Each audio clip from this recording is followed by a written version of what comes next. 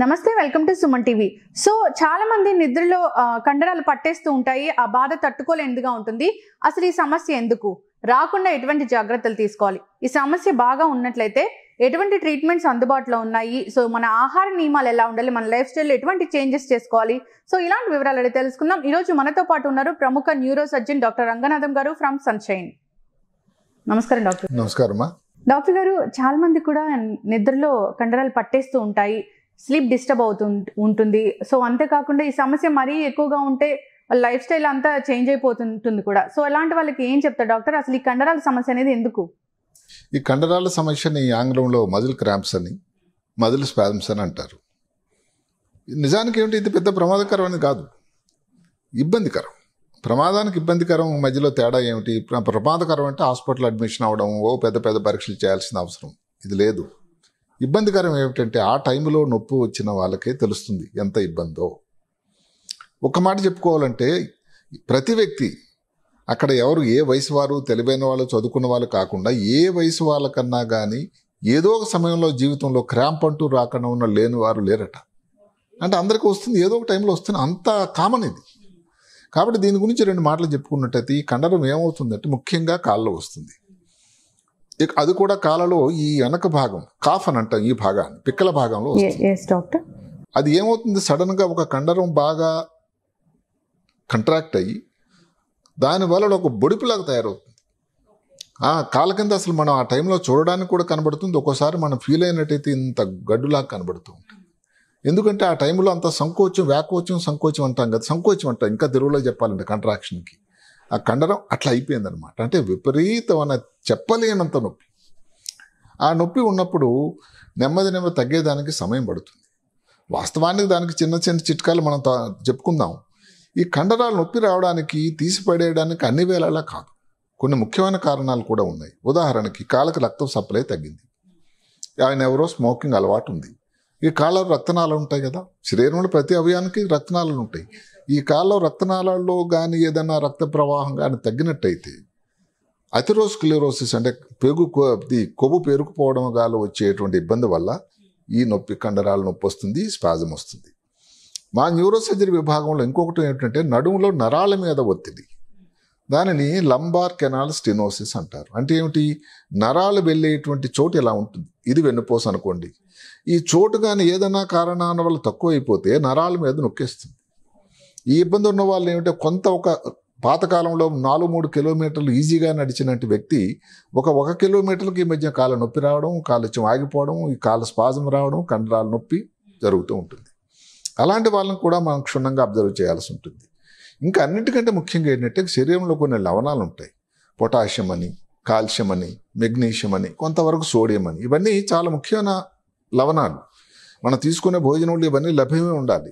ఈ లవణాలు ఏదన్నా కానీ కారణం వల్ల తగ్గినా కూడా ఈ నొప్పులు రావడం సహజం. ఇప్పుడు అందరూ కూడా జిమ్ ఓరియంటెడ్ అయిపోయారు, ముఖ్యంగా కోవిడ్ వచ్చిన తర్వాత. సో అందుకని అక్కడ ఈ సడన్గా ఎవరు అలవాటు లేని వాళ్ళు కానీ ఎక్సర్సైజ్ మొదలుపెట్టారు అనుకోండి, ఇంకా వచ్చిందంటే కాళ్ళ నొప్పి ఇంకా తగ్గేదానికి చాలా టైం పడుతూ ఉంటుంది. అదే కాకుండా ఈ ఎండాకాలం వచ్చింది, సమ్మర్ వస్తుంది. ఆ టైంలో ఎక్సర్సైజ్లు చేస్తూ ఉండేసరికి డిహైడ్రేషన్ వచ్చేస్తుంది. అంటే బాగా తెలియకుండానే వాటర్ తగ్గిపోతుంది శరీరంలో. ఈ డిహైడ్రేషన్ అన్నది కూడా చాలా చాలా ముఖ్యం. అదే కాకుండా అనుకోకుండా ఎక్కువగా ఎక్సర్సైజ్ చేయాల్సి వచ్చినా కూడా ఇలాంటి ప్రాబ్లం వల్ల కూడా ఈ క్రాంప్స్ వస్తూ ఉంటాయి. దీనికి ఏమిటంటే ఈ క్రాంప్స్ వచ్చాయి అనుకోండి, ఏదైనా వేడి నీళ్ళది లేకపోతే తడిగుడ్డగా దాన్ని నెమ్మది పెట్టి కాపడం పెట్టినా నెమ్మది శాంతం అవుతుంది. లేదు మీరు వాష్రూమ్ వర్గాలు కానీ వెళ్ళగలిగినట్టయితే ఒక వేడి నీళ్ళ షవర్ తీసుకున్నా దాని ఉపశమనం కలుగుతూ ఉంటుంది. చిన్న చిన్న ఎక్సర్సైజులు అంటే ఇప్పుడు కాళ్ళలో కానీ వచ్చినట్టయితే ఈ కాళ్ళ పాదం పైకెత్తి కిందకెత్తి కొంచెం నెమ్మదిగా, ఆ టైంలో చెప్పడం కష్టం, అది చెప్పినంత సింపుల్ కాదు. అది ఒక పక్క నుంచి నొప్పితో ప్రాణం ఎగిరిపోతుంటే ఇవన్నీ చేయడానికి దొరుకుతుందా అంటే కాదు.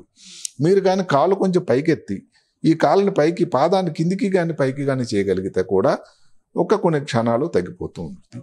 అన్నికన్నా ముఖ్యమైనది ఏమిటంటే కొన్ని పదార్థాలు భోజనంలో రోజు తీసుకునే భోజనంలోనే ఈ లవణాలు ఉండేటువంటి ముఖ్యమైన పదార్థాలు తీసుకోవాలి.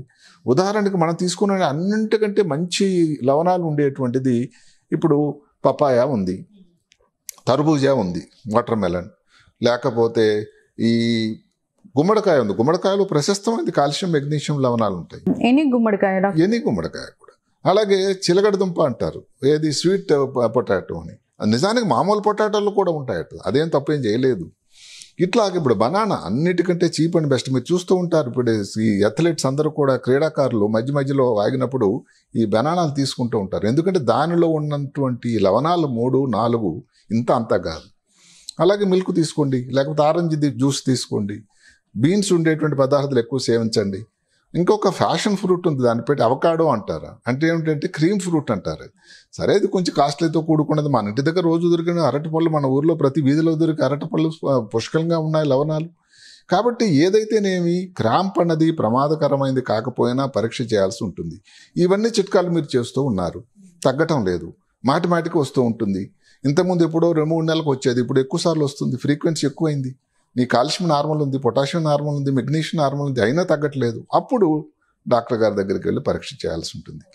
దానికి ఈ కాళ్ళలో రక్తనాళాలు వెళ్ళేటువంటి పరీక్ష ఒకటి ఉంటుంది, డాప్లర్ పరీక్ష అని. డాప్లర్ పరీక్షలో కూడా 2 రకాలు ఉన్నాయి.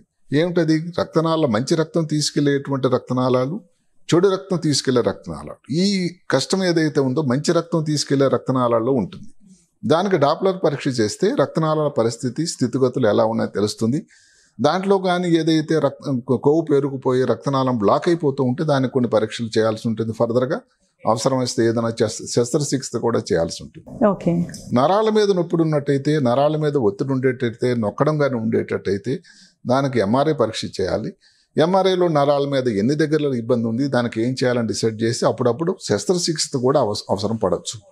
సో క్రాంప్ అన్నది సింపుల్గా ఉన్న విషయమైనా, అందరిలో వచ్చేది అయినా కూడా మాటికి రిపీటెడ్గా వచ్చి డ్యూరేషన్ ఎక్కువ ఉన్నా, వచ్చి అదే కాకుండా అదే టైంలో కాలు వీక్ అయిపోయింది అనుకోండి, అంటే ఏమిటి నడవలేని పరిస్థితి అయింది అనుకోండి, అది ఇంకా ప్రమాదకరమైంది. కాబట్టి ప్రతిసారి కూడా క్రాంప్ను ఈజీగా తీసి పడేయకుండా క్రాంప్ అనే దాని మీద దృష్టి పెట్టి, ఏ టైంలో ఉన్నా మామూలు కంటే హైడ్రేషన్ అనేది వాటర్ తాగడం కానీ, మజ్జిగ కానీ, ఏదైనా చల్లటి వస్తువులు తేనీయం తీసుకొని పానీయాలు, తర్వాత ఈ ఫ్రూట్స్ మనం ఏదైతే చెప్పుకున్నామో ఇలాంటి తీసుకొని మీరు తీసుకునేటువంటి భోజనంలో దాని తాలూకా పెంపొందించడం, దానివల్ల మీరు ఆరోగ్యంగా ఉంటారు. క్రాంప్ రాకుండా ఉండడానికి ఆరోగ్యంగా సంతోషంగా ఉంటుంది.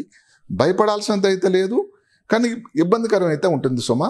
ప్రతి వాళ్ళకి ఏదో ఒక రోజున అనుభవం అయితే ఉంటుంది. ఎస్ డాక్టర్ గారు, థ్యాంక్ యూ సో మచ్ అండి. చాలా మంచి ఇన్ఫర్మేషన్. చాలా మంది కూడా ఈ క్రాంప్స్తో ఇబ్బంది పడుతూ ఉంటారు. సో ఇది నార్మల్గా తీసుకోవాలా లేదంటే సీరియస్గా తీసుకోవాలన్న డైలమాలో కూడా ఉంటారు. అలాంటి వారికి చాలా చక్కటి ఇన్ఫర్మేషన్ అందించారండి. ధన్యవాదాలు డాక్టర్ గారు. నమస్కారం.